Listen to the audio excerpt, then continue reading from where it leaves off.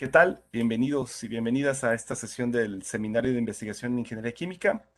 Tenemos el honor de recibir al doctor Mario Treviño Villegas. Les cuento que él estudió Ingeniería Química, es egresado de aquí de la Universidad de Guadalajara, del CUSEI, estuvo en el periodo 1998-2002, recibió la beca de excelencia en Ingeniería por la Hispanic Association of Colleges and Universities y también la beca Telmex en ese periodo. Realizó el doctorado en investigación biomédica básica en neurociencias en la Universidad Nacional Autónoma de México, perdón, de la Ciudad de México, bajo la tutoría del doctor Rafael Gutiérrez Aguilar, en el periodo del 2002 al 2007. Ha tenido las siguientes estancias postdoctorales.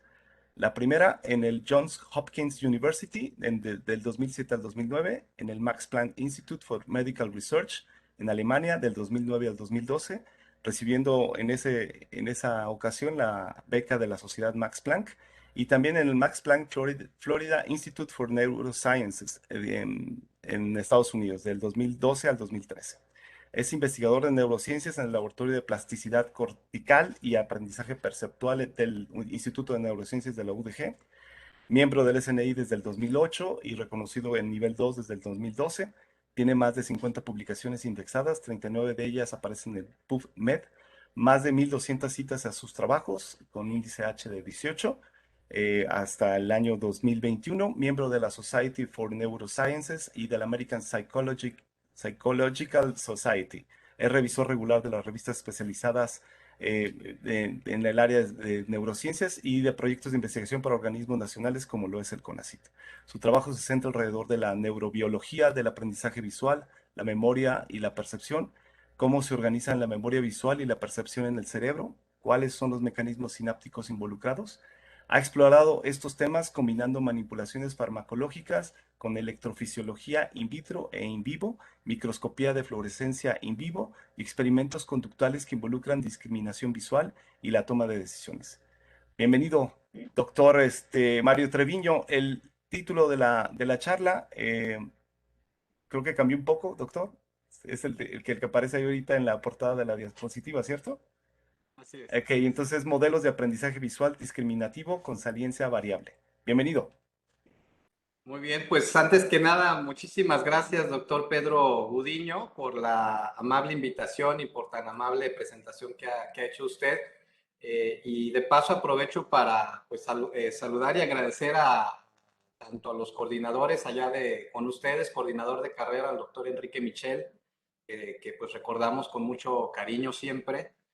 También al doctor Federico Jasso, que es coordinador, creo que de la maestría en Ingeniería Química, doctor Eduardo Mendizábal, que también conozco muy bien, que es coordinador del doctorado, y obviamente a la doctora Ruth Padilla, que es la rectora de su centro universitario, doctor Pedro, pues muchas gracias por esta amable invitación.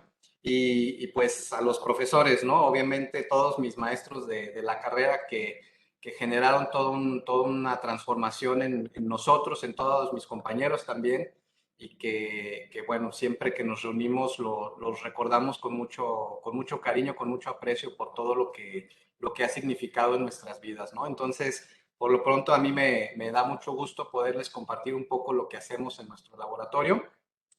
Obviamente, antes que nada, comentarles dónde estamos ubicados. El laboratorio de plasticidad cortical. Estoy tratando nada más de cambiar diapositiva y no me deja. Bueno, nuestro laboratorio, Ok, ya está ahí. Nuestro laboratorio está ubicado aquí a un par de cuadras del Centro Magno, es por la Minerva, como ustedes saben. Es un espacio de trabajo muy amable para todos nosotros. Y aquí en el laboratorio nuestro interés principal de estudio, digamos, está centrado alrededor de tratar de entender los procesos de transferencia y procesamiento de información en circuitos neuronales en general, ¿no? Para estudiar esa pregunta, lo que hemos hecho es emplear un circuito modelo, que en nuestro caso es la corteza visual del ratón, y en este circuito es donde nosotros trabajamos y exploramos diferentes mecanismos a diferentes niveles, ¿no? Como ustedes saben, y aquí en la diapositiva se puede apreciar, todo este sistema comienza, o todo este procesamiento de información comienza en las retinas de los ratones.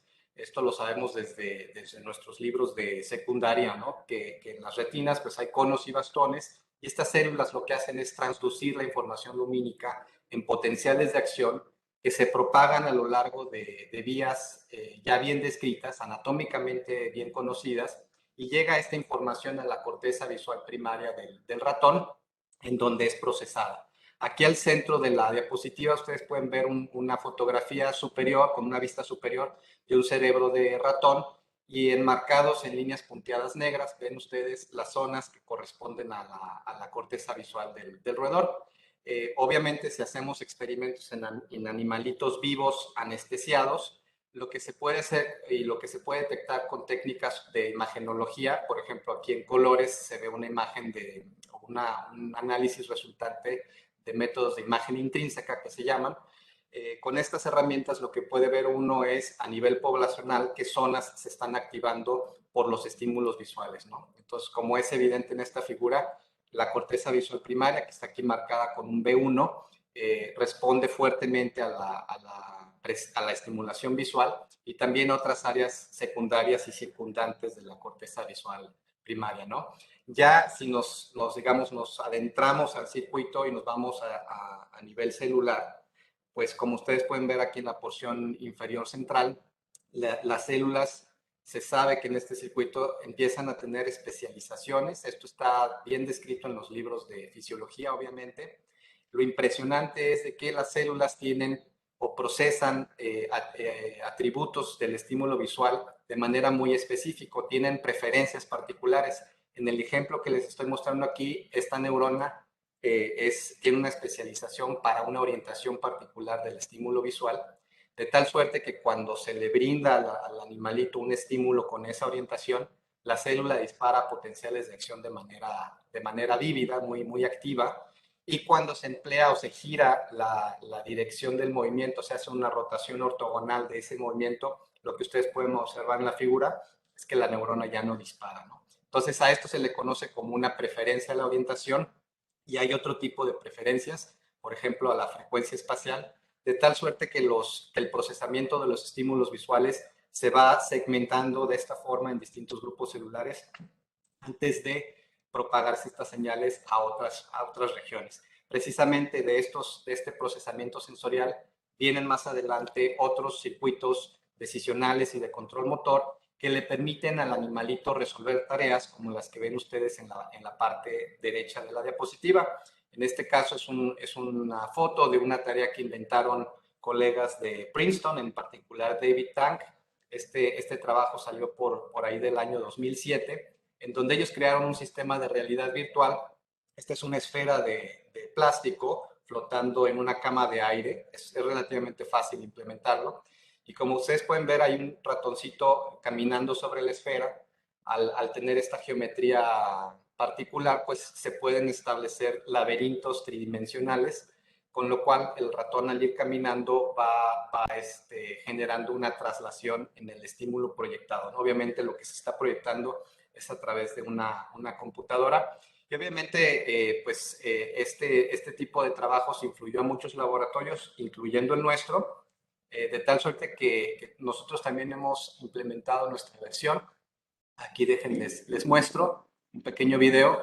Como ustedes pueden apreciar, nosotros abandonamos la esfera y agarramos un disco, el cual rota sobre su propio eje, y el ratoncito, al ir caminando sobre el disco, pues lo que está haciendo es generarle una traslación lineal a los estímulos que proyectamos en los monitores, ¿no? Aquí, como ustedes pueden también apreciar, hay dos bebederos de metal con los cuales nosotros hicimos la electrónica necesaria para identificar. Lo vuelvo a reproducir para que lo vean. Nosotros podemos identificar cuando se cierra el circuito, cuando el ratón lame el puerto correspondiente, y de esa forma le podemos o no dar una gotita de agua a través de ese puerto, ¿no? Entonces, pues son implementaciones relativamente sencillas, y a través de este tipo de tareas, pues nosotros podemos explorar un tanto el sistema que les acabo de mencionar, ¿no? Desde la manipulación de los estímulos visuales hasta pues la conducta del animal, y obviamente en el punto intermedio está el procesamiento neuronal. Evidentemente, hay formas de abordar estas preguntas con diferentes metodologías, y nosotros en el laboratorio pues las tenemos, son van y cubren diferentes aspectos. Uno de ellos es el que les muestro a continuación. Está basado en emplear electrodos que implantamos a permanencia en el cerebrito del ratón. Estas puntas de los electrodos que están aquí en la porción izquierda de la pantalla, podemos dirigirlas a diferentes profundidades de las capas de la corteza del ratón y a través de estos electrodos registramos la actividad de disparo de neuronas que están ahí cercanas al electrodo de registro, ¿no? Estos sombreritos que quedan implantados a permanencia en los ratones no pesan más de 2 gramos y pues a través de ellos podemos hacer un estudio, como les decía, más fino que nos da pistas o nos da información de cómo se están procesando los estímulos visuales mientras el ratón está resolviendo una tarea, ya sea de libre movimiento o en el ejemplo que les mostré en el video, libre locomoción. Libre locomoción porque el ratón finalmente está fijado, está relativo al disco, pues está fijo, pero puede caminar de manera libre, ¿no? Entonces, este es un frente que tenemos en el laboratorio. Otro tipo de abordaje es el empleo de tareas conductuales, las cuales las vamos diseñando poco a poco para interrogar la conducta de los ratoncitos, ¿no? Nos sirven este tipo de abordajes para ir detectando y definiendo los rangos de posibilidades motoras y conductuales que los animalitos pueden desempeñar, ¿no? El ejemplo que les muestro aquí es una tarea dicotómica que consiste en aprender a diferenciar una pantalla de otra. Si se fijan, estamos hablando de un patrón de rejilla, es un sinusoide, versus una pantalla gris. Entonces, como pueden apreciar, esta tarea es relativamente sencilla cuando la frecuencia espacial del sinusoide es baja, pero se vuelve cada vez más difícil conforme incrementamos la frecuencia espacial del sinusoide.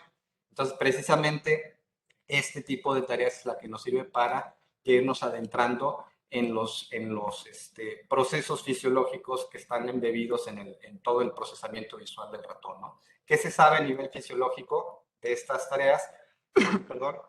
Pues obviamente, por un lado, que la resolución de esta tarea depende mucho o es sensible a la integridad funcional de las retinas del ratón, a la densidad de fotorreceptores en la retina de los ratoncitos, ¿no? Que estén estas células sanas, que todo esté funcionando bien, pero también ha habido trabajos subsecuentes que han investigado la participación de la corteza visual y lo que se ha visto es de que inactivaciones farmacológicas reversibles de corteza visual o incluso lesiones químicas irreversibles que producen muerte celular en la corteza visual. Con ese tipo de técnicas se ha demostrado que corteza visual primaria es un circuito fundamental para resolver este tipo de tareas. Tan solo por darles unos números, en el ratón, por cada hemisferio en corteza visual se cuenta con unas 350,000 neuronas, mientras que en el humano tenemos aproximadamente unas 70 millones de neuronas por hemisferio. Entonces, a lo largo de este seminario me referiré tan solo a experimentos que abordan preguntas o aproximaciones conductuales y yo espero que en otra ocasión nos inviten para mostrarles un poco nuestros resultados que estamos ya obteniendo con nuestros sistemas de registro y que involucran obviamente la actividad neuronal. Entonces, una de las cosas que es notable a la hora de empezar a montar estas tareas conductuales con los animalitos es que se da uno cuenta que primero es necesario entrenar a los animalitos para que resuelvan estas tareas. Es decir, si no están entrenados, no les podemos preguntar o no podemos interrogar la función ni el desempeño perceptual en esas tareas, ¿de acuerdo? Entonces, una vez que tiene uno claro que los ratones tienen que aprender a discriminar, lo que nos damos cuenta es de que se tienen que cumplir ciertos requisitos para que eso suceda. Aquí del lado izquierdo voy a ir del lado izquierdo al derecho. Por un lado, nos damos cuenta que se requiere que los animalitos puedan discriminar los estímulos sensoriales para poder aprender. Por ejemplo, en el ejemplo que les di de las pantallas, si las dos pantallas fueran grises, no habría información discriminativa existente y no habría nada que aprender al respecto, ¿no? Entonces, primero se requiere que haya información discriminativa para poder gatillar procesos de aprendizaje, ¿de acuerdo? Por el otro lado, lo que se tiene es de que conforme el ratón está aprendiendo, el desempeño discriminativo del animalito depende de qué tan bien aprende a discriminar. Es decir, ya está involucrado un proceso de aprendizaje en el proceso. Entonces, si lo pensamos con cautela, esto podría implicar o puede implicar que la capacidad discriminativa del ratón podría, en principio, aumentar o disminuir dependiendo de qué tan bien aprendió a discriminar, ¿no? La posibilidad de que estos sean dos procesos, y por eso en el diagrama que les puse aquí yo puse dos esferas que se intersectan, ¿no? Tienen esta región común. Pero la posibilidad de que sean dos procesos, por un lado, el de discriminación per se a la izquierda, que sería un proceso estrictamente perceptual, y por otro lado, el de aprender a discriminar, que es un proceso como tal de aprendizaje. Imaginen ustedes que pudieran ser disociables estos dos procesos, ¿no? Hasta cierto punto, obviamente. Entonces, eso nos lleva a la idea de que las capacidades discriminativas del ratón pudieran emerger como una interdependencia o interrelación entre estos dos sistemas. De ahí que yo en este dibujo le puse dos flechitas apuntando de un lado al otro, ¿no? Parece una reacción química con sus dos flechitas, ¿no? Entonces, esa es la idea, digamos, inicial con la cual quiero arrancar esta charla. Y bueno, al poner a prueba todo esto, pues se implementan tareas conductuales. Aquí en el panel A les muestro un laberinto trapezoidal de dos opciones, es el que ya habíamos mencionado. Los animalitos aprenden a distinguir la rejilla, puesto que abajo de este estímulo hay una plataforma que es de plástico, es transparente, no se puede percibir per se la plataforma, pero lo que sí aprende el ratón es que debajo del estímulo que proyecta, o debajo del brazo donde se proyecta la rejilla, existe una plataforma de escape, ¿no? Entonces ese es el esquema general. En el panel B pueden ustedes ver cómo los ratones aprenden esta tarea bastante rápido, llegan ratones novatos al sistema y en un lapso de máximo 2 semanas se vuelven prácticamente expertos en resolverla. Ya lo hacen demasiado, lo hacen rápido. Es un proceso bastante impresionante ver cómo un animalito en 2 semanas ya adquiere esta tarea.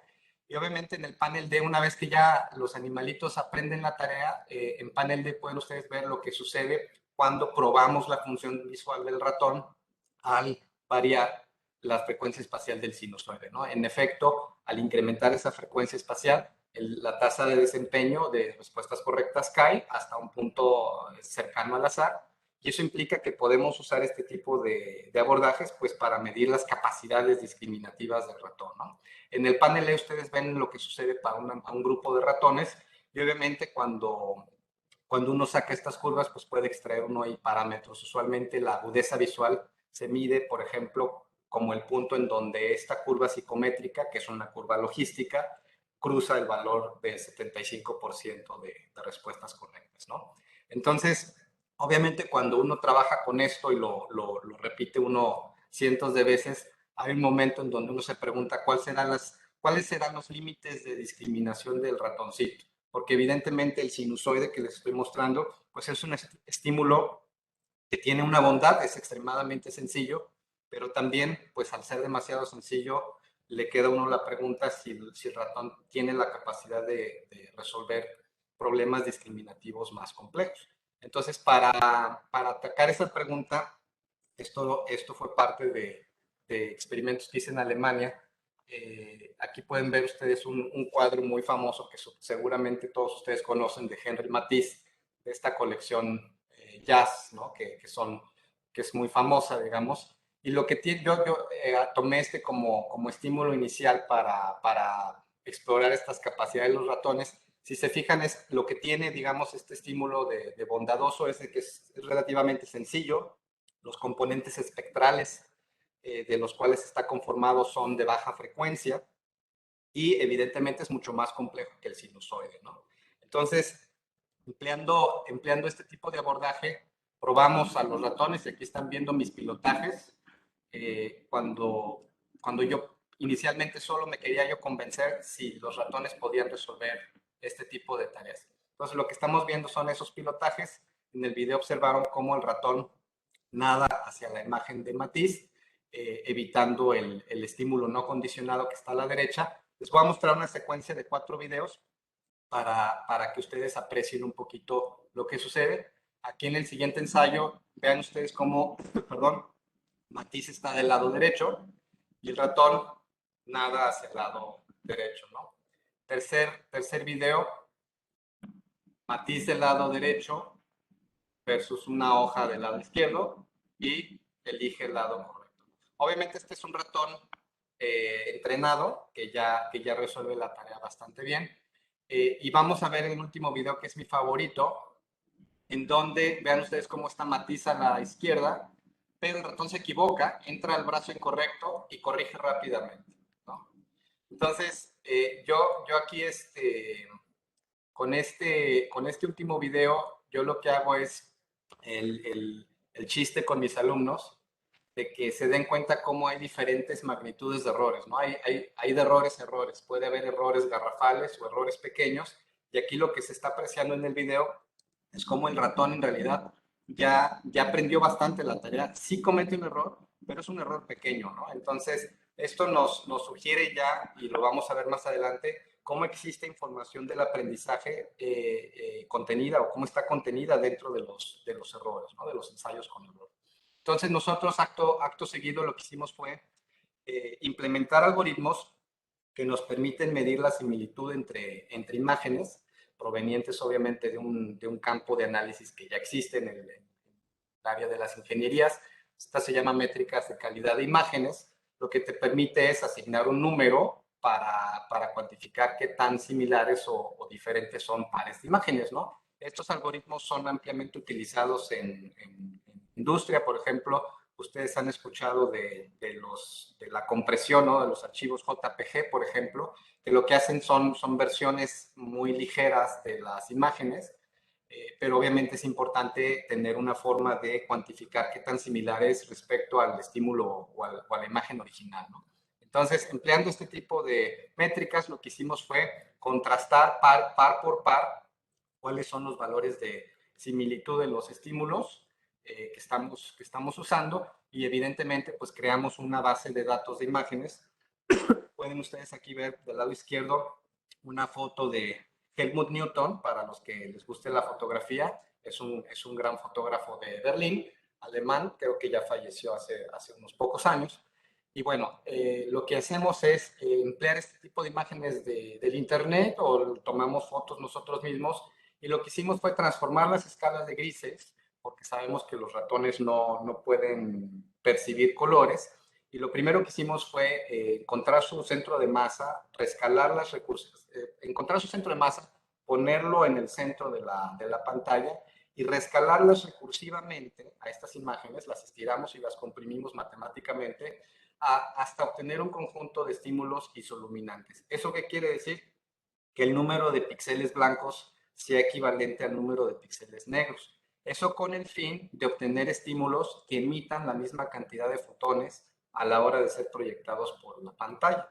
Esto lo estamos haciendo, quizá ustedes no lo sepan, pero pues los ratones son sumamente habilidosos en utilizar todo tipo de información para resolver las tareas. Uno de esos canales de información puede ser la luminancia de los estímulos, y como nosotros estamos interesados en interrogar otros parámetros del estímulo y no la luminancia, lo primero que hicimos fue homologar estos estímulos, ¿no? Entonces, una vez que ya tuvimos estas imágenes isoluminantes, lo que hicimos fue crear nuestras comparaciones de similitud y como ustedes pueden apreciar aquí en la siguiente imagen, a la hora de comparar todos los estímulos entre ellos mismos o entre este grupo, lo primero que hicimos fue elegir al estímulo que emplearíamos para entrenar a los ratones, bueno, aquí está en el panel izquierdo aparece como un punto negro. Si se fijan, pues a mí me pareció razonable usar al estímulo más excéntrico, a un estímulo de los más excéntricos de la población para el entrenamiento. Y evidentemente ya en el panel, en el segundo panel pueden ustedes ver cómo la población de estímulos como tal pues es heterogénea precisamente porque nosotros no estamos en control paramétrico de los estímulos, pero lo que sí se puede hacer, digamos, a partir de esos estímulos heterogéneos, digamos que esa es la bondad que estábamos buscando, que fueran estímulos como tal complejos, ¿no? Lo que se puede hacer una vez que ya se tienen es, se ordenan rampas que van de menor a mayor. Voy a usar este código de colores a lo largo de mi plática y ustedes pueden ver aquí cómo tenemos una rampa descendente en rojo, de similitud descendente, y otra rampa de similitud ascendente en azul. Lo interesante de esto, estos van a ser nuestros programas de entrenamiento, estos van a ser los estímulos que empleamos para entrenar a los ratones. Lo que quiero resaltar aquí es que quiero que se den cuenta que estamos hablando de exactamente los mismos estímulos. Lo único que está invertido es el ordenamiento temporal con el cual los vamos a usar durante el entrenamiento, ¿de acuerdo? Como tal, como son exactamente los mismos estímulos, a eso se le llama programas de entrenamiento equiprobables, pues porque son los mismos estímulos, ¿no? Entonces, esa es la idea que quiero que no olviden. Y en la parte derecha de la diapositiva pueden ustedes apreciar en nuestra distribución de luminancias de toda la población de estímulos, que en efecto está muy cerrada, obviamente es una distribución normal, pero está muy cerrada, ¿no? La desviación estándar de esa población de estímulos es muy pequeña, con lo cual nos cercioramos de que los ratoncitos no pudieran usar pistas de luz, de luminancia para resolver la tarea. Entonces, ya con estas cartas puestas sobre la mesa, lo que hicimos fue, o digo, ya puedo llegar a un planteamiento del problema que me gustaría plantearles. De la literatura, obviamente sabemos, esto está en los libros y ha sido manejado por décadas de esta forma, se sabe y es del dominio común, que cuando un entrenamiento, cuando durante un entrenamiento se mantiene el estímulo condicionado constante, entonces la velocidad de aprendizaje depende directamente de la discriminabilidad del estímulo. ¿De acuerdo? Y esto está representado en el panel de abajo. Entonces, cuando las condiciones de discriminabilidad son difíciles, es decir, alta similitud, la tasa de aprendizaje es baja. Cuesta más trabajo discriminar esos estímulos. Y cuando las condiciones son fáciles, aquí en azul, pues la tasa de aprendizaje es mucho más alta. Entonces, digamos que paramétricamente es lo que todo el mundo sabe y tiene sentido desde varias teorías del aprendizaje, ¿no? Sin embargo, vamos a nuestro sistema o nuestro interés, digamos, es explorar la relación que existe en condiciones en donde la discriminabilidad es variable, en donde estamos trabajando con estímulos de similitud variable y queremos explorar cómo eso interactúa con los procesos de aprendizaje, ¿no? Entonces, como ustedes saben, en los entornos abiertos, en la vida diaria, pues las condiciones no son como en el laboratorio. Los entornos abiertos ofrecen estímulos que varían constantemente y que además, al estar en la libre locomoción, el ratoncito o los seres humanos, pues eso modifica el flujo de información visual que recibimos. Entonces, evidentemente son condiciones en donde existe una alta variabilidad en los estímulos sensoriales y precisamente nosotros queremos explorar cómo es que el aprendizaje y la discriminación interactúan o cómo lidian con esa variabilidad. Nuestro razonamiento fue que si la discriminabilidad es variable, entonces las pendientes, las rampas que ya les mostré anteriormente, las pendientes de esas rampas podrían ser factores determinantes del aprendizaje de los animalitos, ¿no? ¿Qué aprenden y cómo lo aprenden? Entonces, hicimos experimentos, estos ya son resultados experimentales después de entrenar grupos de ratones para cada condición. Y lo primero que les muestro hasta en la parte superior de la diapositiva es evidentemente lo que sucede cuando se mantienen las variables constantes. Cuando estamos en similitud constante, evidentemente corroboramos que las tasas de aprendizaje dependen directamente de la similitud y en particular lo que se ve ahí es que a menor similitud se produce un mayor aprendizaje, ¿no? Sin embargo, en los paneles de abajo, en B y C, ustedes pueden ver lo que sucede con nuestros programas de entrenamiento basados en las rampas, ¿no? Lo que se puede apreciar es de que precisamente las curvas de aprendizaje fueron totalmente diferentes y en particular el grupo que está en rojo, de similitud decreciente, se puede asociar con un aprendizaje más rápido, con un valor máximo observado mayor que en el grupo azul, ¿no? Entonces, eso pues ya nos está hablando de que precisamente este ordenamiento distinto de los estímulos durante el aprendizaje produjo, eh, produjo curvas de aprendizaje totalmente diferentes, ¿no?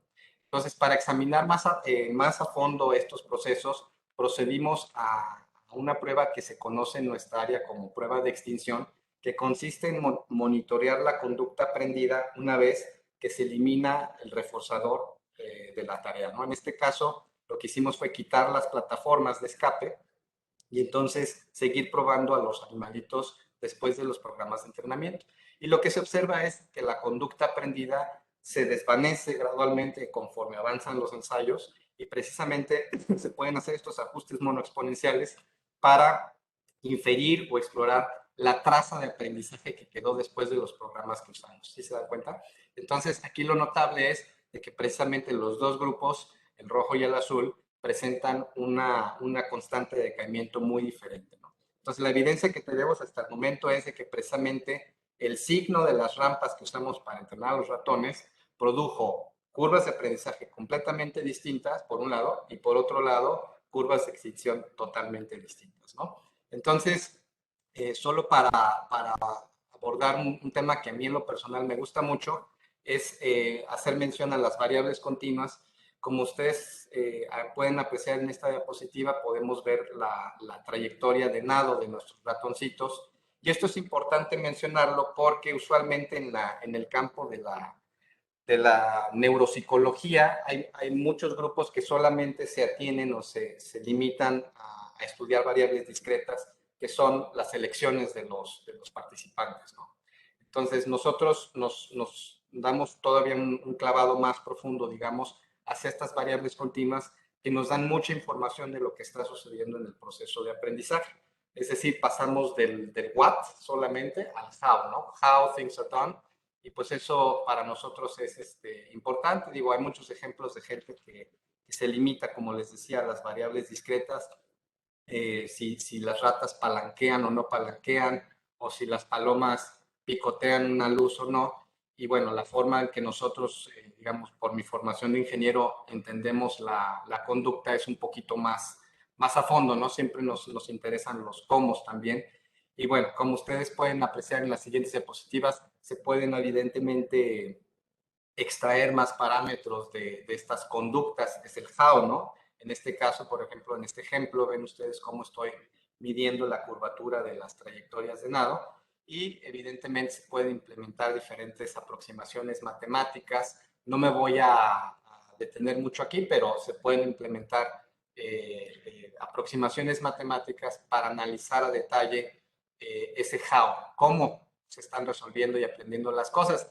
De ese tipo de análisis, algo que quiero resaltar nada más antes de pasar a la siguiente sección, es de que precisamente cuando dirigimos ese análisis del cómo se resuelven las cosas hacia los ensayos incorrectos que están aquí del lado derecho de la diapositiva, podrán ustedes apreciar que precisamente en los ensayos incorrectos quedan esas trazas del aprendizaje, del mismo aprendizaje que se observa en los ensayos correctos. Entonces, esto quiere decir que aunque un ensayo sea catalogado como incorrecto como tal, pues contiene información importante del aprendizaje, ¿no? Y ya lo habíamos visto en el video que les mostré, ¿no? Entonces, con estas herramientas lo que hicimos fue crear una serie de grupos experimentales que fueron entrenados con este tipo de rampas y lo que estamos haciendo es generar contrastes, generar condiciones experimentales empíricas que nos dan curvas de aprendizaje como las que ven ustedes aquí, es decir, los puntos negros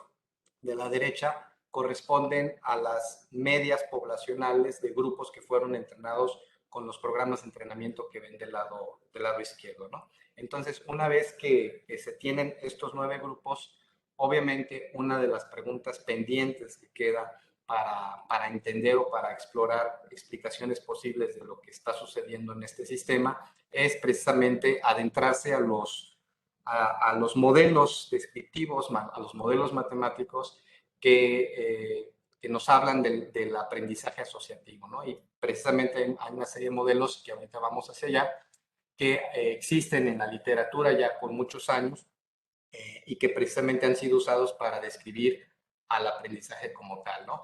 Entonces, para hacer esta exploración, lo que nosotros hicimos fue adaptar un modelo lineal, ¿no? De un operador lineal que existe, como les digo, desde los años 50 y lo que hicimos fue, bueno, este modelo lo que hace es predecir cómo los cambios de fuerza asociativa en el tiempo, aquí del lado izquierdo, ¿no? La primera derivada de B respecto a T, los cambios de fuerza asociativa en el tiempo dependen de la saliencia del estímulo entrenado, que está representada aquí como alfa, este es el parámetro central de lo que voy a hablar a continuación. Esta es la saliencia del estímulo y este está operando como un factor de ganancia, multiplica directamente, si ustedes lo ven, a la diferencia que existe entre la asíntota de aprendizaje, que es lambda, y la fuerza asociativa a tiempo t. Entonces, este es el modelo matemático, es una ecuación que para todos ustedes va a ser extremadamente sencilla de entender y pues es la que ha sido ampliamente utilizada para describir procesos de aprendizaje, ¿no? Entonces, lo que debo aquí aclarar es de que la mayoría de los grupos en el área de la neurociencia y de la neuropsicología es que asumen que esa alfa es una constante. Y a lo más, o sea, los grupos que quizás son más refinados, quizá entienden a esa alfa, a esa saliencia, como un parámetro que depende de los elementos físicos del estímulo entrenado. Entonces, por ejemplo, si el estímulo entrenado es muy saliente, así se dice, si es muy saliente, si por ejemplo, si fuera una señal de luz, sería muy luminoso y la saliencia sería proporcional a la cantidad de luz que emite ese estímulo. Entonces, si es muy saliente, lo que todo mundo del área apostaría o predeciría es de que la curva de aprendizaje, como ya habíamos dicho, va a tener una tasa de aprendizaje muy alta, ¿no?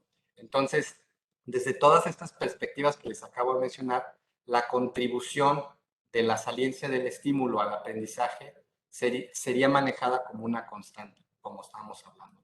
Sin embargo, existen también grupos y evidencia en la literatura que nos han dado pistas o que nos revelan que quizá esta noción que yo les acabo de sugerir no es del todo, por lo menos no está completa, ¿no? Por ejemplo, existen experimentos que nos hablan o que nos han mostrado cómo la atención visual que le presta uno a los estímulos durante el entrenamiento influye profundamente en la velocidad de aprendizaje. También de experimentos de Robert Lugo, como aquí está a la izquierda, sabemos de que si los animalitos son preexpuestos al estímulo condicionado antes de que sea condicionado, esa preexposición sola es suficiente para modificar la forma en que ese estímulo es procesado subsecuentemente, ¿no? Entonces, hay una serie de evidencias que sugieren que procesos como la motivación y la atención hacia los estímulos entrenados influyen profundamente en cómo se está procesando esta saliencia que estamos mencionando, ¿no? Teorías de la atención selectiva, pues lo sugieren. Y aquí en el lado derecho, el lado central de la diapositiva, puse algunas fotografías de investigadores que, pues en nuestro campo son considerados titanes, ¿no? Titanes del área, que han precisamente puesto sobre la mesa esa noción o esa propuesta.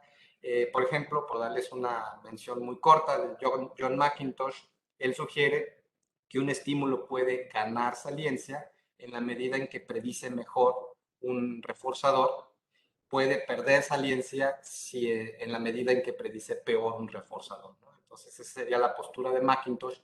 John Pierce adopta una propuesta quizá ortogonal, no voy a decir opuesta, pero ortogonal a la de McIntosh. Y John Pierce dice, un estímulo puede perder saliencia en la medida en que se vuelve un mejor predictor de una consecuencia. O dicho de otra manera, es un estímulo pierde saliencia en la medida en que se vuelve menos novedoso y menos sorpresivo para el animal que está aprendiendo sobre ese estímulo, ¿no? Entonces, de alguna forma, para integrar estas visiones, John Esber, hasta abajo vemos en la diapositiva, John Esber y Mark Hasselbrough, en un trabajo muy reciente, ellos proponen un modelo de saliencia dual, llamémosle, en donde entramos en una armonía entre las posturas de McIntosh y Pierce, en donde nos dicen que quizá los estímulos puedan ser representados por dos componentes, la saliencia de los estímulos pueda ser representada por dos componentes, un primer componente de saliencia efectiva, que dependería estrictamente de los atributos físicos del estímulo, ¿no? De las propiedades externas del estímulo, y otro de saliencia adquirida, la cual depende de cómo el participante o el sujeto aprende sobre ese estímulo, ¿no? Entonces, obviamente eso hizo clic en mi historia de vida y regresé al modelo clásico que ya habíamos platicado y le hice enmiendas al modelo. Como ustedes saben, como ingenieros químicos, pues estamos llenos de modelos con enmiendas. Entonces, Precisamente eso fue lo que hice, como pueden ustedes ver aquí. La representación ahora es sustituir la definición de alfa, ya no es una sola, ya no necesariamente es representada por una constante, sino que lo podemos entender como una suma de dos componentes, el de saliencia efectiva más saliencia adquirida. Entonces aquí en esta siguiente tabla, nada más para sintetizar, pues ustedes pueden ver aquí 6 modelos distintos que yo probé o que propongo, empezando por el clásico. El clásico sería el modelo 1. Alfa se entiende como una constante, aquí la ven C1, pero en la medida que vamos avanzando del modelo 1 al 6, pueden ustedes ir apreciando los cambios que voy haciendo. Son propuestas que rayan en el sentido común, digamos, pero cada modelo va teniendo una contribución diferente, ¿no? Entonces, pongo estas cartas sobre la mesa y acto seguido lo que hacemos es irlas a probar con nuestros datos experimentales, ¿no? Evidentemente, tenemos las curvas de aprendizaje empíricas, que recuerden ustedes son los puntos negros, ese es el promedio de la curva de aprendizaje del grupo, y evidentemente lo que hacemos es pues implementar métodos numéricos para resolver estas ecuaciones diferenciales y los ajustes del modelo los representamos aquí en esta diapositiva como una raya, como una línea roja. Como pueden ver, cuando usamos un modelo de saliencia basado en una constante, pues la predicción es bastante mala para los diferentes grupos que exploramos, ¿no? Aquí del lado izquierdo, en este panel de color, lo que estamos viendo son la suma de errores residuales para los modelos de acuerdo a diferentes parámetros que estamos explorando. Y los siguientes paneles que vamos a ver a continuación, todos están usando la misma escala de colores, de tal suerte que son comparables una figura con otra. Ven ustedes lo que sucede cuando cambiamos la definición de saliencia a una que depende de los parámetros físicos del estímulo visual. Es una ecuación lineal sin exponentes, muy simple, pero ya con ese simple cambio estamos viendo cómo los modelos predictivos mejoraron drásticamente en su capacidad de predecir el observable y evidentemente los errores residuales pasaron de este color rojo a un color azul, ¿no? Entonces, avancemos, aquí estamos haciendo o estamos probando otra variante de esa definición de saliencia y en el panel de una más, ¿no? Entonces, como pueden ustedes apreciar, lo que estamos haciendo es someter a prueba cada uno de los modelos que están sobre la mesa y para cada uno de ellos les medimos los errores residuales respecto a la evidencia empírica o a las observaciones y esto lo estamos haciendo con el fin de poder elegir cuál es el mejor modelo, ¿no? Entonces, obviamente, ustedes me dirán que matemáticamente los parámetros de libertad que estamos viendo aquí no son el mismo número. Precisamente para ello mismo empleamos un criterio de información de Akaike, que estoy seguro que ustedes ya conocen. Existen otros, hay unos índices también bayesianos que se conocen y que lo que permiten es comparar los errores entre los modelos, pero haciendo una compensación al número de grados de libertad que tiene cada modelo. Digamos que con eso ya estamos haciendo una comparación justa entre los distintos modelos para poder elegir el mejor, ¿no? Entonces hicimos eso y empleando el método de Akaike encontramos que el mejor modelo predictivo es el número 4 que ustedes ven aquí en el panel y evidentemente el modelo 4 es el que se basó o el que definió a la saliencia con un componente de saliencia efectiva más saliencia adquirida y por mucho, ¿no? Digamos que el mejor modelo que describe los observables es ese que le dio esa flexibilidad a la definición de saliencia, que no solamente es un elemento asociado al estímulo, sino que también tiene un elemento asociado al individuo que aprende sobre el estímulo. Entonces, aquí obviamente una vez que ya tenemos resueltas las ecuaciones y tenemos identificados los parámetros óptimos de los modelos, podemos hacer simulaciones, podemos explorar los límites, los rangos de salida, ¿no? Ya en la computadora y explorar las diferencias de aprendizaje. No me voy a meter mucho en ello el día de hoy, pero solo decirles que pues obviamente precisamente para eso son los modelos, porque una vez que uno los tiene, los puede uno poner a prueba, explorar distintas opciones y regresar a los experimentos para ver si los modelos predicen o no lo que sugiere un modelo, ¿no? Evidentemente, una pregunta pendiente que queda con este relato que les he hecho hasta ahorita con ratones es si estos principios que les acabo de describir de aprendizaje, pues se aplican también para el aprendizaje en humanos, ¿no? Si también son válidos para los humanos. Entonces, obviamente esa pregunta es muy relevante para nuestro campo en las neurociencias y lo que hice fue adaptar una tarea de aprendizaje perceptual diseñada por Charles Gilbert. Para la gente que está en nuestra área, el nombre es famoso. Charles Gilbert fue alumno de Thorsten Wiesel, un premio Nobel del siglo pasado. Y bueno, Charles Gilbert de la Universidad Rockefeller propone esta tarea que como tal es de aprendizaje perceptual y consiste en lo siguiente, ¿no? La tarea consiste en detectar la presencia o ausencia de este estímulo entrenado que ven ustedes aquí al centro. Son tres rayitas, tres palitos, que para el entrenamiento se proyecta como un estímulo blanco y lo interesante es de que se proyecta embebido en una serie de distractores.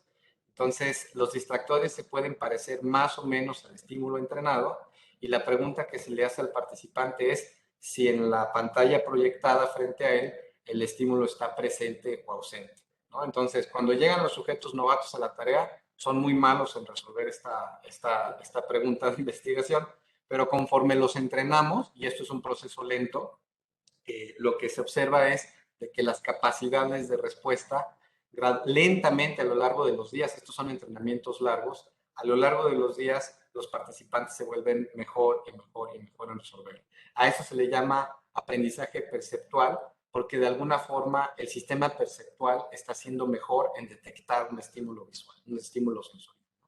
Entonces, el único plus que yo le di a esta tarea que reportó Charles Gilbert es de que yo lo hice monocular, el entrenamiento es monocular. Entonces, en la siguiente diapositiva pueden ver ustedes cómo está una caricatura de su servidor resolviendo la tarea y estoy con un parche de ojo. Ahorita van a ver por qué el entrenamiento fue monocular, pero lo importante es solamente recordarles que durante los 20 días de entrenamiento yo solamente estoy entrenando uno de los dos ojos de cada participante antes de terminar la prueba, ¿no? Entonces aquí, como pueden ver, entrenamos dos grupos de humanos. Estoy usando el mismo código de colores que en las diapositivas previas para el azul y rojo. Como pueden ver, las curvas de aprendizaje totalmente distintas para los programas de entrenamiento creciente y decreciente en términos de similitud.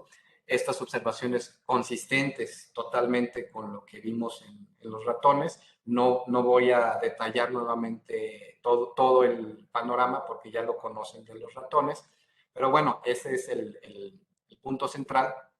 Y obviamente fuimos a los modelos matemáticos que ya mencionamos, probamos las distintas representaciones de saliencia y nuevamente lo que encontramos, aquí están numerados distinto que en el trabajo anterior, en este caso es el modelo 6, el que mejor predijo lo observado, pero nuevamente reitero que el modelo que está describiendo mejor los datos observados es el que está basado en esta representación dual de saliencia, ¿no? Un componente de saliencia efectiva más un componente de saliencia adquirida.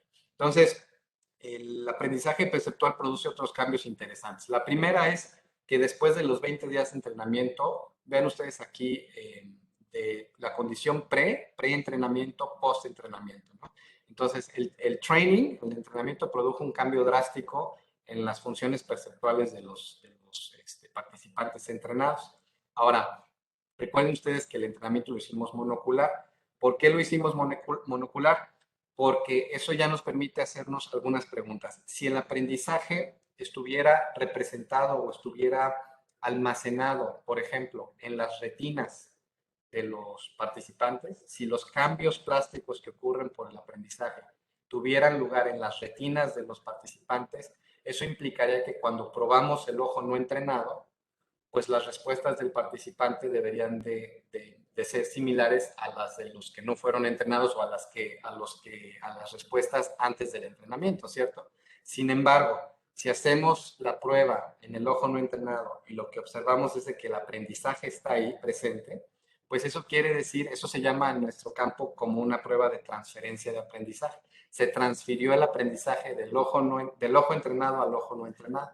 Y eso quiere decir, inevitablemente, que el sitio o la porción de cerebro en donde se está produciendo y llevando a cabo ese aprendizaje, pues debe de involucrar señales que ya contengan información cruzada de ambos ojos, ¿no? Entonces, digamos que es un experimento muy bonito que nos permite ir poco a poco acotando en qué sitio o en qué lugar se pudieran estar llevando a cabo estos cambios, ¿no? Entonces, aquí lo que vimos es de que al probar el ojo no entrenado, el aprendizaje fue completamente idéntico al ojo entrenado, lo cual sugiere que, como ya les decía, pues el aprendizaje tuvo lugar en algún sitio en donde estas dos señales convergen y por darles un circuito candidato, pues la corteza visual primaria de los humanos ya contiene información de ambos ojos, ¿no? Entonces, no solo eso, sino que exploramos otros cambios y otras métricas notables en este experimento. Uno de ellos que es muy usado en nuestra área son los tiempos de respuesta, ¿no? Cuánto tiempo le toma a las personas ir respondiendo todos los ensayos a los cuales los sometimos. Y lo que hicimos fue, o sea, tuvimos tantos ensayos para nuestras pruebas que pudimos explorar o pudimos sacar, obtener estas distribuciones de frecuencia de tiempos de respuesta y como ustedes pueden apreciar en la diapositiva, en el panel B, la resolución de estas distribuciones es muy buena, nos permite identificar una forma y aquí lo notable, vean ustedes cómo pasamos de los paneles que están inferior en la diapositiva, esa es la condición preentrenamiento y los que están arriba son las condiciones postentrenamiento. Aprecien ustedes el cambio radical que produce en estas distribuciones el aprendizaje perceptual. Evidentemente hay una modulación muy fuerte en la amplitud de las distribuciones para los participantes después del entrenamiento y esa modulación está dada ustedes lo ven en colores, por la similitud de los estímulos que estamos probando, ¿no? Es decir, el aprendizaje perceptual hizo todo un cambio en este proceso y en la forma en que los participantes están resolviendo esta tarea en términos de ese tiempo que requieren para dar su respuesta. Aquí vamos bien. Entonces, como ustedes saben, los ingenieros nos gusta siempre tratar de explicarnos las cosas a través de modelos dinámicos. Tenemos una observación empírica y el siguiente paso es explorar cómo un modelo nos puede permitir aproximarnos a esa observación, ¿no? Entonces, existe un tipo de modelos que se llaman modelos de muestreo secuencial, a la cual pertenecen los modelos de difusión.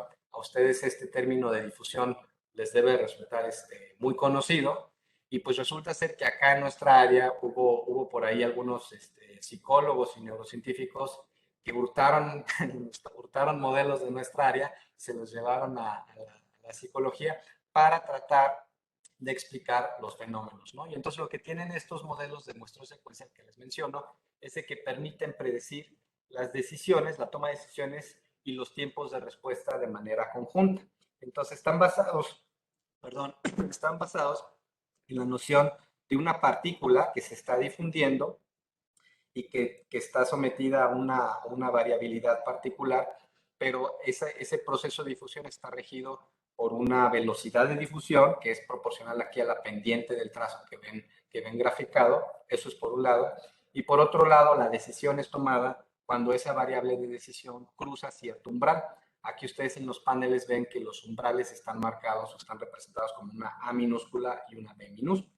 Entonces, la noción de estos modelos es de que en el eje X tienen ustedes el tiempo, ustedes parten de cero, ¿no? Parten de tiempo cero, en donde se suministra información discriminativa a este sistema y se integra esa información discriminativa a lo largo del tiempo hasta que cruce el umbral.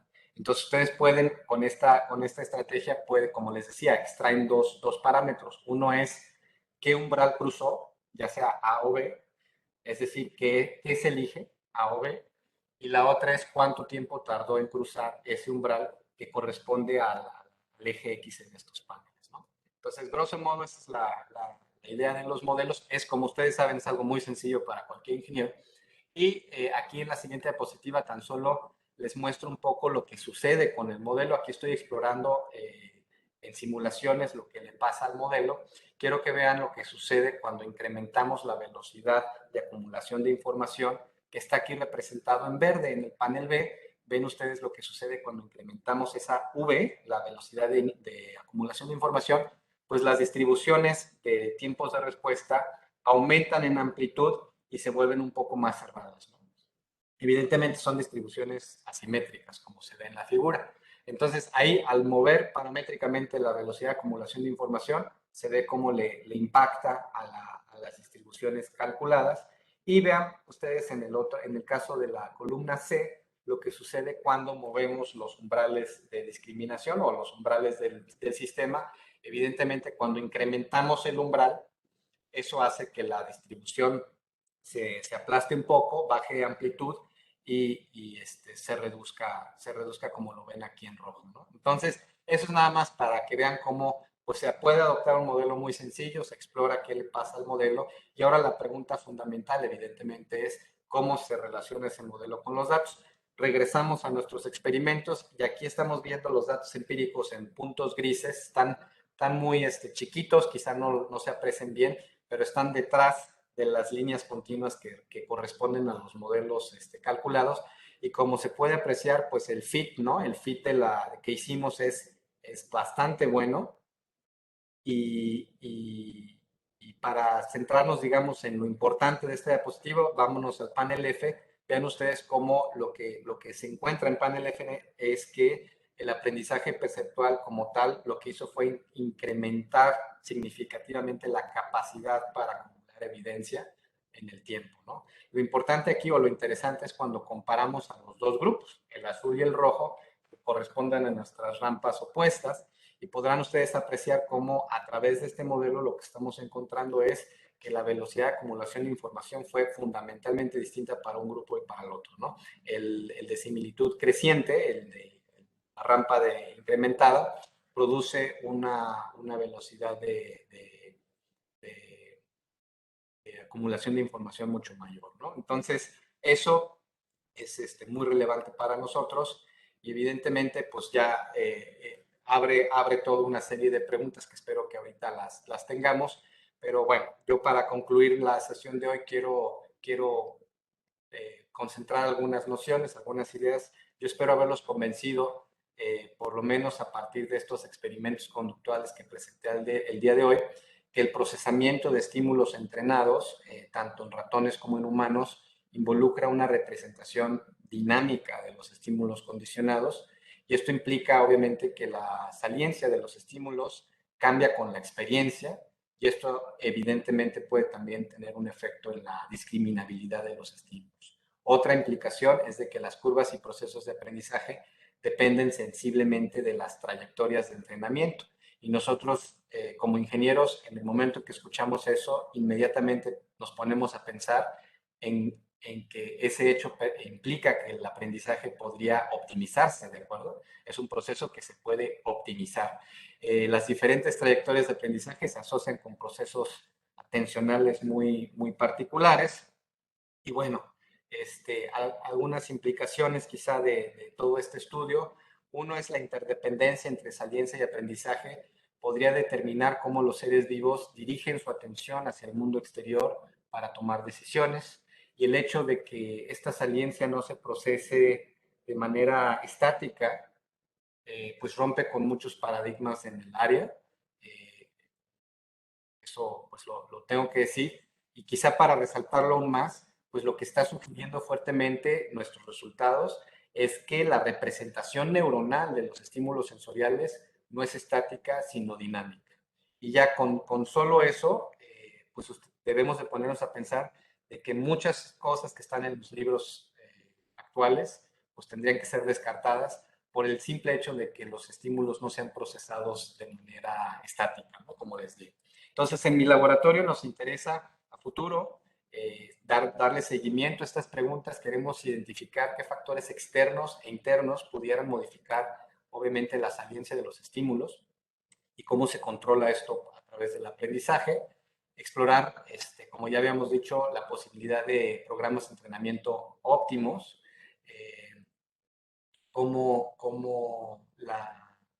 por ejemplo, también los programas pueden ser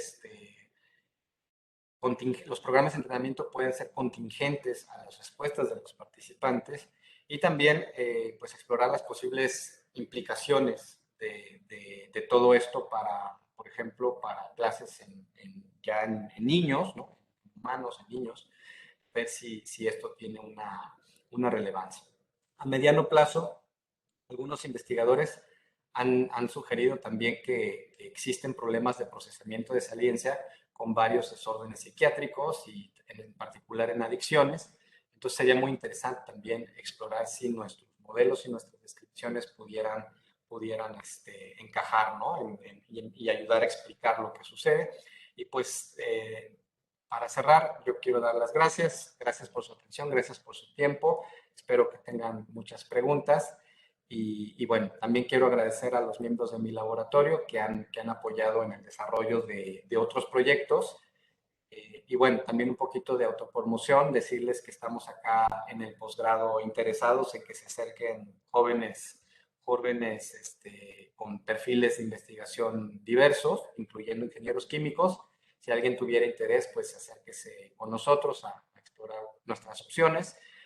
Próximamente en enero vamos a abrir una convocatoria de doctorado, entonces pues podría ser de interés de alguno de ustedes. Y para cerrar, quiero proyectar esta diapositiva que me gusta mucho, de acuerdo a una propuesta que hace por ahí un investigador llamado Tarantola, que él propone que las observaciones solamente deberían de ser utilizadas para falsificar soluciones, ¿no?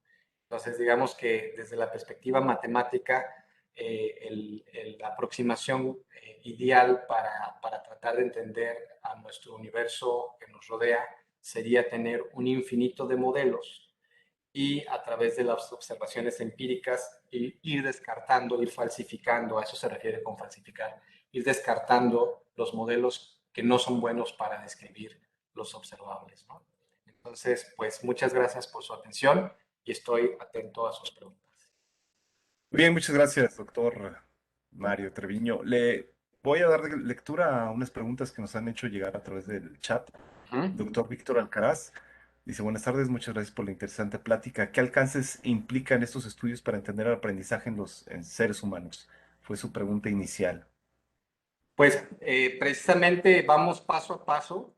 Como les comentaba, la escuela que yo traigo es, obviamente, está muy influida por los neurofisiólogos y por eso mismo la tarea que vieron que implementamos para humanos en realidad es una tarea pensada para psicofísica, ¿no? Raya en lo simplista, tres palitos muy elementales para ir explorando lo que sucede. ¿Por qué tres palitos?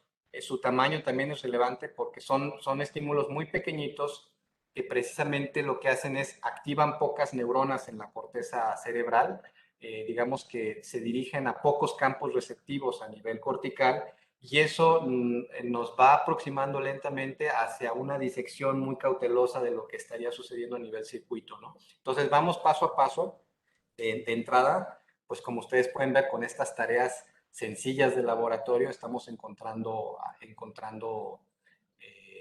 confirmación, digamos, tanto en humanos como en ratones. Parece que esto es un principio, ¿no? El hecho de que los estímulos no se procesen de manera constante. Y pues hay que seguir investigando, ¿no? Es una pregunta de ciencia básica, pero con implicaciones muy profundas para todo el área, ¿no? Entonces, no sé si con eso responda. Sí, Hay, y de hecho, también agregó otras cosas, ¿no? Particularmente dice, la saliencia, así como usted la estaba proponiendo, el parámetro alfa, dejaría de ser una constante en niños, cambia con la edad. claro, pues aquí la noción que nosotros estamos revelando a través de nuestros experimentos es de que con unos pocos ensayos está cambiando, es dinámico. Conforme aprendemos interactuamos con el estímulo, esa saliencia se modifica. Entonces, los resultados experimentales que yo les mostré el día de hoy sugieren fuertemente eso, ¿de acuerdo? Digamos que la demostración que hace falta en esta historia es de que yo les ponga sobre la mesa los correlatos neuronales de esta saliencia variable. Y resulta ser que para mi fortuna o desfortuna, como ustedes lo quieran ver, hay un grupo en Edimburgo que hace un par de años ya empezó a abordar, a trabajar esto en ratones precisamente, y lo que está es una doctora que se llama Natalia Roquefort, que por cierto, pues voy a invitar a darnos una charla próximamente, obviamente, porque nos interesa. Pero bueno, Natalie Roquefort ya va un pasito adelante de nosotros y ellos están encontrando en el ratón cómo esa representación que yo les hablaba, neuronal, cambia en el tiempo conforme los ratones aprenden un estímulo. Y lo que sucede es de que no está, o sea, no es un circuito pasivo, ¿no? Que procesa siempre de manera idéntica los distintos estímulos que recibe, sino que si tú sobreentrenas un estímulo, empiezan a ocurrir cambios incluso de representación y de procesamiento a nivel circuito que reflejan ese aprendizaje, ¿no? Entonces, se empieza a volver especializado esa región cerebral para procesar esos estímulos. Lo importante aquí es de que esa noción que quizá a ustedes les parece razonable, pues rompe o sea, con modelos de la neurociencia que llevan muchos años en los libros, en donde se nos enseñó, incluyéndome a mí, y si ustedes abren el Candel, quizás ese nombre lo han escuchado, Eric Kandel, que ganó un premio Nobel, pues en ese libro nos dicen que las propiedades de respuesta neuronal, digamos que la forma en que está presentada esa historia es de que esas propiedades de respuesta son constantes, son estáticas. Ujú. Y lo que yo les digo es, no son estáticas, son variables. Y si estuviéramos interesados en entender digamos que esto es muy ambicioso, pero si quisiéramos entender un código neuronal, pues estaríamos cometiendo un error si estuviéramos buscando una representación estática. Lo que tenemos que estar buscando es una representación que cambia en el tiempo, ¿no? Y aquí yo lo estoy mostrando como con unos pocos ensayos, por pocos entiéndase 300 para los ratones y para los humanos 2 semanas de interacción con nuestra tarea, pero en esa ventana de tiempo están sucediendo cambios como yo les digo, se pueden explicar mejor a través de entender que la saliencia es dinámica, ¿no? Entonces, Ok. no sé, regresando a los niños, pues claro que sí, ¿no? Imagínense ustedes eh, toda la plasticidad que esto implicaría y evidentemente, como sucede con cualquier sistema dinámico, al momento de incorporar variables dinámicas y el tiempo en estos procesos, ustedes saben que las trayectorias empiezan a separarse, ¿no? Es decir, cómo aprendemos las cosas y cómo dirigimos nuestra visión y nuestra atención a las cosas va a empezar a producir trayectorias muy particulares para los distintos seres humanos, ¿no? Diga, esa sería la base de las diferencias individuales. Por un lado, muy bonito y atractivo que exista, y por otro lado, digno de prestarle atención por el hecho de que, como ustedes que llevan cursos de termodinámica, pues estamos hablando de procesos no reversibles, ¿no? Entonces, ahora sí que la trayectoria que nosotros tomemos va a influenciar drásticamente nuestra percepción del mundo circundante. Bien, voy a darle lectura rápido el resto de las preguntas que propone el doctor Víctor Alcaraz. Y ¿es posible estimular de alguna forma la corteza cerebral o alguna parte del cerebro para modificar la saliencia y por lo tanto el aprendizaje? Muy buena pregunta. Obviamente tiene sus asegúnes éticos, ¿no? El asunto de estimular corteza cerebral. Nosotros estamos en búsqueda de comprarnos o de adquirirnos un estimulador magnético transcraneal, obviamente, pero, y como lo hemos discutido en otros seminarios, todas estas metodologías son todavía o están en calidad de prueba, aunque lleven muchos años con nosotros. Lo que sabemos, creo que el miércoles pasado lo platicamos por acá en un seminario del instituto, pues son poco específicas, es difícil controlar la estimulación. Llamémosle, son formas sucias de producir activación en el cerebro, y lo difícil es que es difícil reproducirlo. Entonces, digamos que tiene lados positivos y negativos. Nosotros estamos con la intención de ir adquiriendo ese tipo de equipo pero sin depositarle digamos que demasiada demasiadas esperanzas, ¿no? A esas aproximaciones. Hasta que no tengamos mejores métodos para activar de manera específica regiones cerebrales, columnas corticales, por ejemplo, eso sería mucho más útil. Ahora, sin irse muy lejos hacia la tecnología, pues si la naturaleza ya lo hizo, o sea, a través del aprendizaje como tal podemos lograr esas activaciones. Entonces, quizá una pregunta relevante sería empezar a explorar las formas naturales, ¿no? Las formas más ecológicamente viables para, abordar esta pregunta, pero con esta noción en mente, ¿no? Sí, y bueno, yéndonos otra vez al lado tecnológico, dice que vio en una nota en un noticiero hablando de una mujer ciega que recuperó la vista al implementar ciertos circuitos en la corteza cerebral o en parte, o en una parte específica de esta. ¿Qué relación tendría esta hazaña médica con la saliencia? Bueno, el hecho de que se puedan comenzar digamos que el cerebro es una máquina de predicción majestuosa, majestuosamente sobrada, o sea, tiene demasiada capacidad que va mucho más allá de usar dos dedos índices para responder mensajes de WhatsApp. ¿Están de acuerdo? Entonces, digamos que nuestra salida está muy limitada para las capacidades que tiene nuestro cerebro. Y está comenzando a haber gente muy aventurada y gente con muchas ganas de explorar los límites de lo posible, que están dándonos pistas de que podemos tanto alimentar señales adicionales al cerebro que no entran por las vías tradicionales perceptuales, llamémosle. Esa es una. Y la otra es las salidas también, ¿no? También podemos entrenar al cerebro a producir salidas que no anticipábamos que pudieran estar ahí. Entonces, creo que hay evidencia de ambos elementos en la literatura. Eso es fascinante. Todo esto que estamos hablando es los últimos 5 años, ¿verdad? Ujú. Y entonces comienza a haber ejemplos muy claros de que sí es posible, ¿no? Ambas.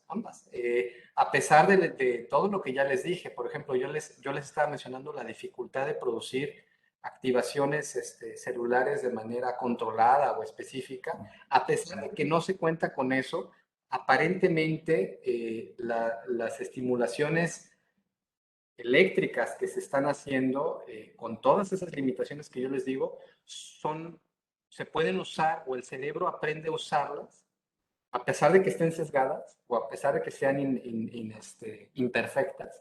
El cerebro puede aprender a usarlas para el fin que ustedes gusten. Entonces, eso nos está hablando de que la interacción entre un sistema biológico y uno físico, en este caso, tiene una potencialidad tremenda por el simple hecho de que nosotros podemos aprender y modificar esas funciones de salida. Entonces, el potencial es tremendo. Y vayan ustedes a saber en dónde acabamos dentro de 20 años, 30 años con todo esto, ¿no?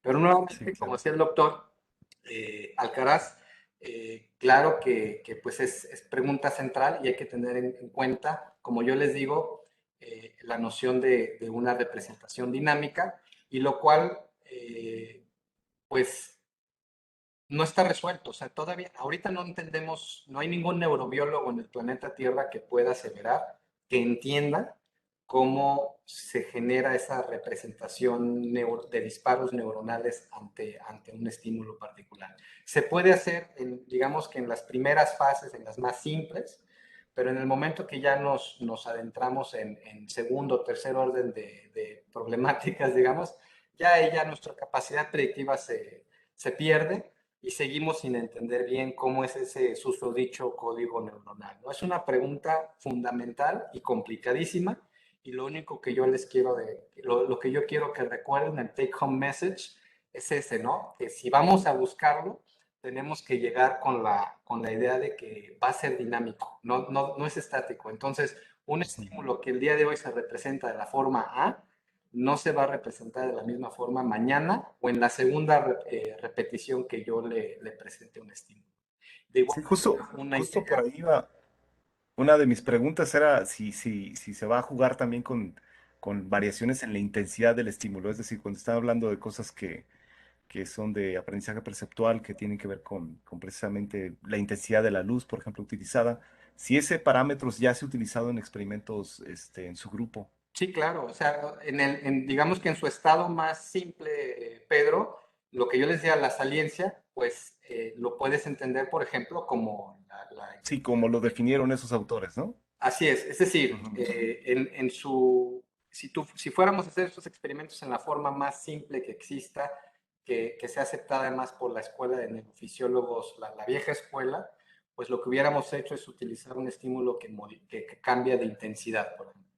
Entonces, esa es una dimensión física que puedes alterar. Otra es la forma, o yo les hablaba, la frecuencia espacial, ¿no? La orientación, y ahí te empiezas, puedes tú ir disociando las propiedades físicas de los estímulos sensoriales e irlas explorando paso a pasito para ir tratando de entender cómo se representa eso. Ahora, hay mucho trabajo, obviamente, de los últimos 40 años en esa dirección, ¿no? Que es la psicofísica, Ujú. y el problema que yo les resalto es de que si nosotros leemos todos esos trabajos, el sabor de boca con el que se queda uno es de que es un sistema de entrada-salida predecible, estático y que siempre va a operar de la misma forma, ¿no? Por eso tú tienes, al leer una curva psicométrica, déjenme les pongo una, a ver, voy a regresar. Sí se sigue viendo mi pantalla. Sí, claro. Al tú observar digamos que este tipo de curvas, perdón, que va a tardar un poco en proyectarse. Este tipo de curvas, pues existe, ¿no? Es un nido de curvas de este tipo psicométricas, neurométricas, las neuronas responden así, pero si tú lo lees así, lo que estás entendiendo es que este es un sistema en estado estacionario.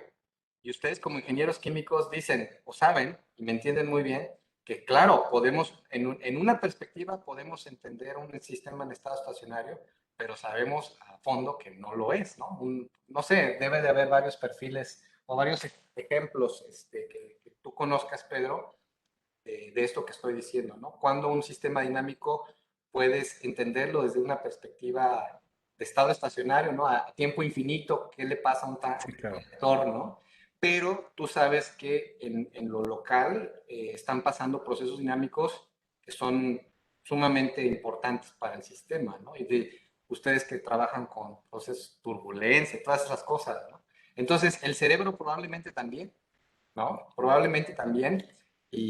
Pues esa es una pregunta que puede intimidarnos, ¿no? Como yo les decía, porque hay gente que es muy ambiciosa y que yo admiro mucho y que pretende entender el código neuronal, ¿no?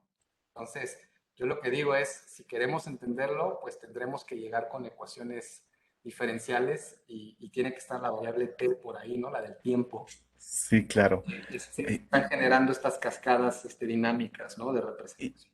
y para cerrar precisamente con las ecuaciones diferenciales, con este modelo propuesto, este sistema de ecuaciones diferenciales ordinarias, doctor Víctor destaca que es un modelo discontinuo. ¿Tiene alguna implicación fenomenológica a tomar en cuenta, digamos, justo en los puntos de discontinuidad?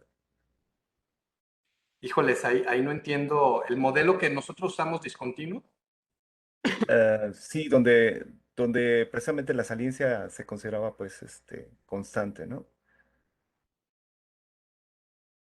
la verdad no entiendo bien la pregunta, Pedro. Eh, Ah, yo creo que es de las diapositivas donde está propuesto ahí, justo.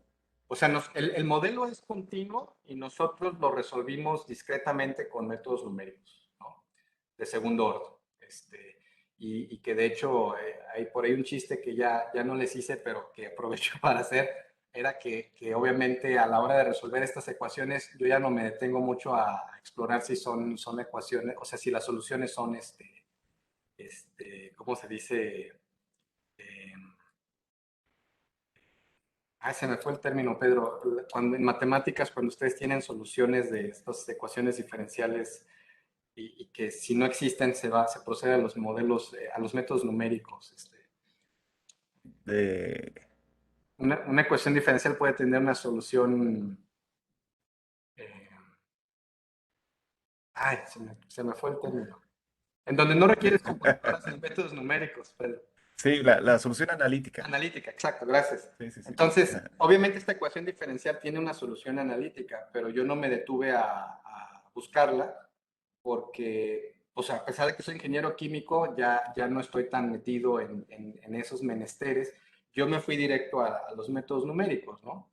Por Ujú. flexibilidad. Entonces, al resolver este sistema, obviamente estamos discretizando elementos y al ser numérico, pues ya no estamos en esas, ese sistema continuo. No sé si a eso se refería el doctor Yo creo Alcaraz. que sí, yo creo que sí, si no, después pues va a quedar abierta la puerta para que se pueda discutir pues, digamos que en otra sesión o quizás en una reunión de trabajo, porque la verdad es que Víctor siempre hace observaciones muy interesantes. Pues te agradezco muchísimo, doctor Mario Treviño, que hubiera estado acá, que regreses de vez en vez al centro universitario que te vio crecer con tu licenciatura en ingeniería química y que obviamente está muy orgulloso de verte desarrollando en áreas que no son naturalmente identificadas con los ingenieros químicos, pero que sin duda estás inspirando a muchas personas para irse para allá. Incluso te puedo hacer una pregunta así directa, si también estás considerando a recibir gente de licenciatura, porque puede haber gente que esté viendo este seminario y considere, por ejemplo, obtener el grado colaborando con ustedes de alguna manera, pues sin ser un proyecto tan ambicioso como sí lo sería una tesis de maestría o de doctorado. Claro, no, pues claro que sí, con mucho gusto, pónganse en contacto por favor con nosotros. Aquí está mi correo electrónico. Ya les mostré, digo, hoy no hablé de eso, pero tenemos todo este sistema de registro con electrodos. Es un proceso artesanal, ¿no? Hay que ir armando los electrodos y en muchas fases de nuestro trabajo, digamos que o procedemos a comprar equipo caro que nos resuelve problemas, por ejemplo, de electroquímica, que es lo que yo hice, electrodepositar oro a las puntas de los electrodos para que todos tengan una impedancia homogénea, por ejemplo, ¿no? Ujú. Yo opté por comprar un aparato que ya lo hace, pero obviamente esos aparatos son caros y yo sé muy bien que abriendo un libro de electroquímica y asesorándome con un buen ingeniero químico, yo hubiera podido brincarme, digamos, que ese aparato y resolver mi problema a mucho menor costo, ¿no? Obviamente la solución de oro también es cara y ya te imaginarás cómo me veían en el centro universitario yo comprando unas jeringas de oro y me volví famoso porque decían por ahí, el doctor Treviño está comprándose jeringas de oro. Ya les tuve que explicar que el oro no es para hacerme cadenas o collares, sino que usamos ese oro para los electrodos de registro, ¿no? Sí, sí, Pero sí. regreso, ¿no? Es un problema de ingeniería química, es un problema, y todo lo que les mostré hoy, pues yo supongo que sí se ve, ahora sí que la traza de la ingeniería química. Supongo que para todos ustedes fue totalmente natural todo lo que hablé el día de hoy, pero vean ustedes cómo en otras áreas les puede parecer sorprendente, ¿no? Si se dan cuenta, o sea, se Ujú. forman nichos y el ingeniero químico puede llegar a otras áreas y con sus conocimientos puede aportar, ¿no? Entonces, esa es la idea. También debo mencionar que en las neurociencias, quizá ustedes lo sepan, hay físicos que han hecho revolución, ¿no? Y pues el físico lo único que hace es llegar al área y ser el mismo, ¿no? Ser físico. Lo Ujú. importante aquí es de que si el físico o el ingeniero químico aporta algo que nadie del área ve, pues eso ya hace una revolución, hace una transformación. Entonces, como yo les digo, el hecho de que yo les dijera el día de hoy a ustedes que el procesamiento de información es dinámico, quizá a muchos ingenieros hasta le parezca aburrido lo que estoy diciendo, ¿no? Pero a Ujú. un neurocientífico le estoy rompiendo todos sus paradigmas, ¿no? Ujú. Entonces, Bien. pues el área se puede beneficiar, como tú dices, Pedro, ojalá se animen a acercarse con nosotros. Tenemos muchos proyectos de implementación en donde perfiles, también como el de los ingenieros biomédicos, pueden bonar muy bien con nosotros y pues ojalá se acerquen a visitarnos. Estamos muy bien ubicados, fácil de que pasen a saludarnos, vengan a conocer el laboratorio y a platicar con nosotros, a conocer a los muchachos, que también mi laboratorio es de un perfil, digamos que tenemos perfil multidisciplinario y nos hacen falta ingenieros, matemáticos, físicos. Me encantaría se enriqueciera todavía esto más con perfiles como los que ustedes tienen, Pedro. Entonces, pues muy agradecido de esta invitación y espero que les haya gustado la charla. Claro que sí. Nos agradecemos todos nosotros. Que estés muy bien. Gracias, hasta luego, que estén muy bien todos.